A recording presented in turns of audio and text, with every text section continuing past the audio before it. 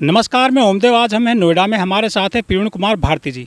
भारती जी उत्तर प्रदेश के गाजियाबाद स्थित मुरादनगर में जो छोटा हरिद्वार बोला जाता है, छोटा हरिद्वार मतलब हरिद्वार से वहाँ पर एक नहर आ रही है, गंग नहर जिसको बोला जाता है।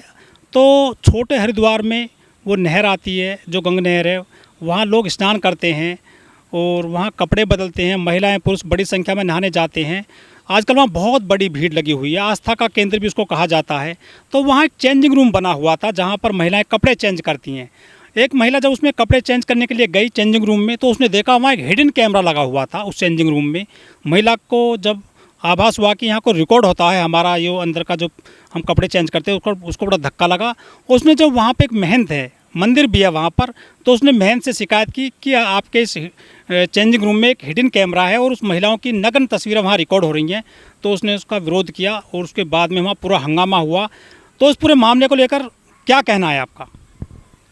देखिए, यही होता है जब समाज के धर्म को राजनीति में घसीटा जाता है।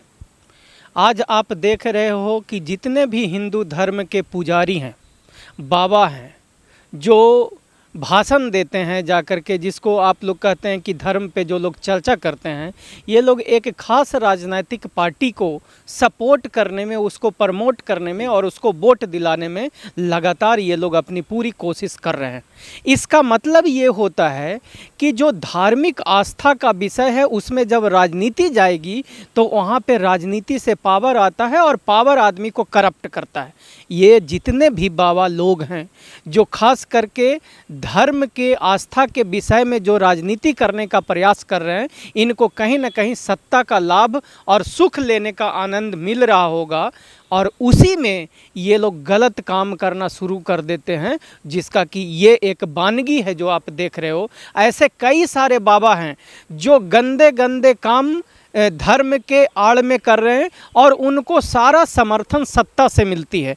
तो मैं इस देश के सभी निवासियों से ये रिक्वेस्ट करना चाहता हूं कि अगर कोई राजनीतिक बाबा आपसे किसी भी राजनीतिक पार्टी का डायरेक्टली या इनडायरेक्टली उसको सपोर्ट करने के लिए बोले, तो समझ जाओ कि वो बाबा करप्ट है और उसके करप्शन में अब वो पता नहीं महिलाओं से लेकर पुरुषों से लेकर के धन दौलत हर चीज़ का वो गलत इस्तेमाल करता होगा। ये आप प्रिज्यूम कर सकते हो, ऐसा मैं कहना चाहता हूँ। गाजियाबाद में जो ये छोटा हरिद्वार कहा जाता है, जहाँ गंग नहर है, वहाँ 90% जो महिलाएं जाती हैं, पुरुष जाते हैं, वो हिंदू होते हैं।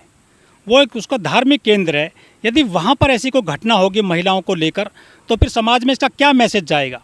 देखिए, मैं तो तभी कह रहा हूँ कि आखिर इस देश का प्रधानमंत्री जो काम नहीं करता है, जो विकास नहीं करता है, जो बच्चों को नौकरी और रोजगार के लिए काम नहीं करता है, जो इस देश की आर्थिक स्थिति को सुधारने के लिए काम नहीं करता है, तो वो दिन रात हिंदू मुसलमान मंगलसूत्र इसकी जब वो प्रधानमंत्री राजनीति करने लग जाए, तो जो आप गाजियाबाद के कौन से जगह बोल रहे हैं आप? मुरादनगर का जो मंदिर है वो गंग नहर छोटा हरिद्वार बोलते हैं। बताइए, अब इस तरह के आस्था के जगहों पे आज मैं आपसे, आपके माध्यम से इस देश की जनता से सवाल पूछना चाहता हूं कि कहां उत्तर प्रदेश का वो रोमियो स्क्वाड चला गया जिससे मोदी जी कहते थे, योगी जी कहते थे कि हम बेटियों की इज्जत लूटने वाले को अगले मोड़ पे हम अगले चौराहे पे हम उसका कत्ल कर देंगे।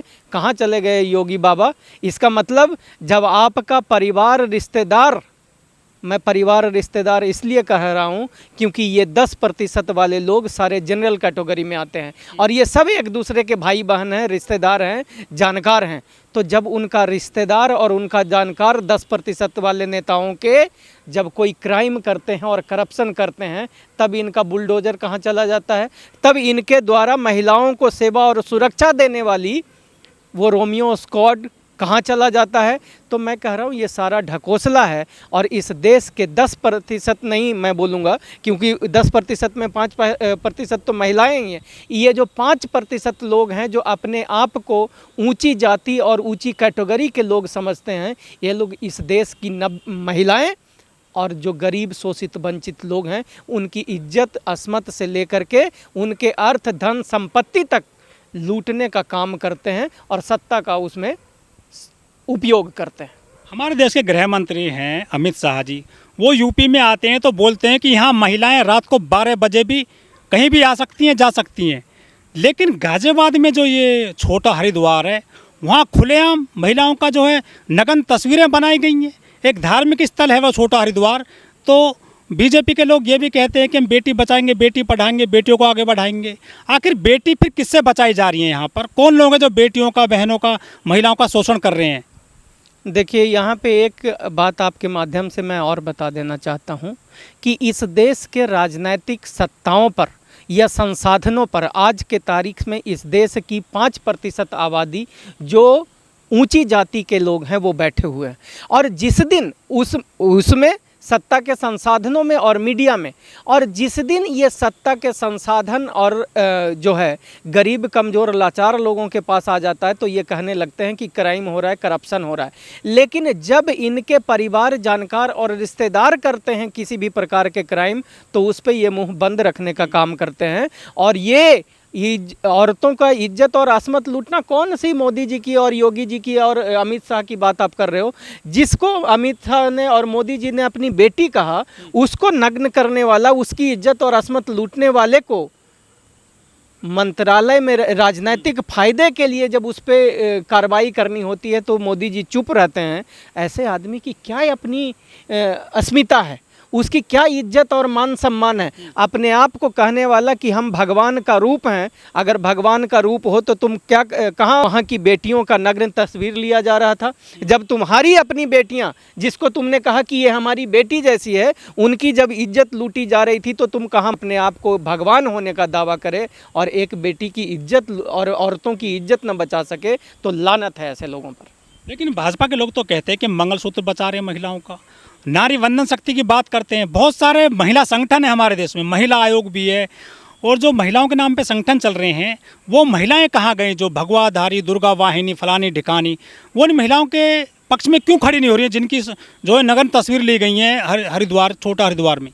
देखिए, ये सारी महिलाएं जो बीजेपी के लिए काम करती हैं, इन महिलाओं की अगर अपनी थोड़े से भी दिल में अगर उनका थोड़ा सा भी इज्जत और असमत बचा हुआ है, उनमें थोड़ा सा भी खुददारी बचा हुआ है, तो आज जा कर के योगी जी के दरवाजे पर और उनका इस्तीफ़ा मांगना चाहिए कि आपके होते हुए इस प्रदेश में सैकड़ों महिलाओं के इज्जत के साथ खेला जा रहा है और आप इस पे चुप हो। ना आपका बुलडोज़र चलता है, ना आप उसका कत्ल कर पाते हो। इसका मतलब, और अगर वो महिलाएं चुप है तो मैं तो ये कहूँगा कि उन महिलाओं के भी, महिलाओं की इज्जत और असमत लूटने में उनकी भी सहमति है।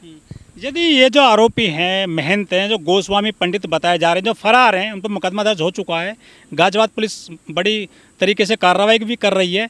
यदि ये मुस्लिम होता फिर क्या होता?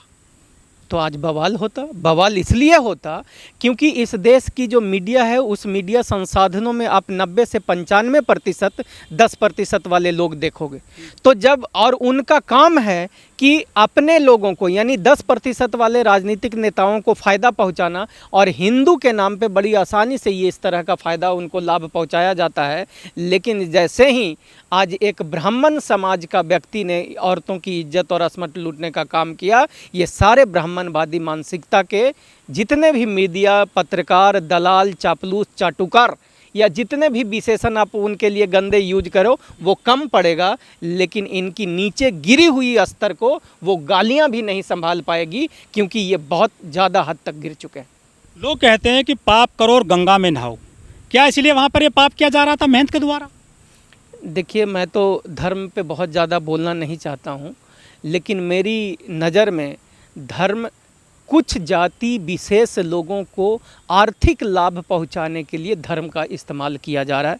मंदिरों में जो पूजा, पंडित पुजारी जो बैठे हुए हैं, उनको पूजा करने से उनको आर्थिक लाभ प्राप्त होता है। इसीलिए इस देश के सारे ब्राह्मण समुदाय के लोग, महंत को क्या लाभ हो रहा था? महिलाओं की नग्न तस्वीर जो ले रहा था, वो एक लस्ट, वो अपना लस्ट पूरा कर रहा था उन महिलाओं को देख करके। और तब मैं कहता हूँ कि ब्राह्मण संस्कारी होते हैं। ब्राह्मण तो देखिए, तब मुझे याद आता है 1919 में लॉर्ड चेम्सफोर्ड उनका नाम था, उन्होंने कहा था कि भारत देश के ब्राह्मण में न्यायिक चरित्र नहीं होता है, तो जिसका चरित्र ही न्यायिक नहीं है वो औरतों के साथ न्याय करता हुआ कैसे दिख जाएगा। ये जितने मीडिया वाले हैं आज इन महिलाओं 300 महिलाओं जिनका नग्न तस्वीर लिया गया उनके खिलाफ ये आवाज़ क्यों नहीं उठाते हैं। इनका चरित्र ही नहीं है न्यायिक। और ये लॉर्ड चेम्सफोर्ड आज 1919 में कह के चले गए थे। और मैं कहता हूँ इस देश के लोगों को भी मानना चाहिए कि सबसे करप्ट अगर व्यवस्था में शामिल जो लोग हैं वो इस देश के ब्राह्मणवादी मानसिकता के लोग हैं।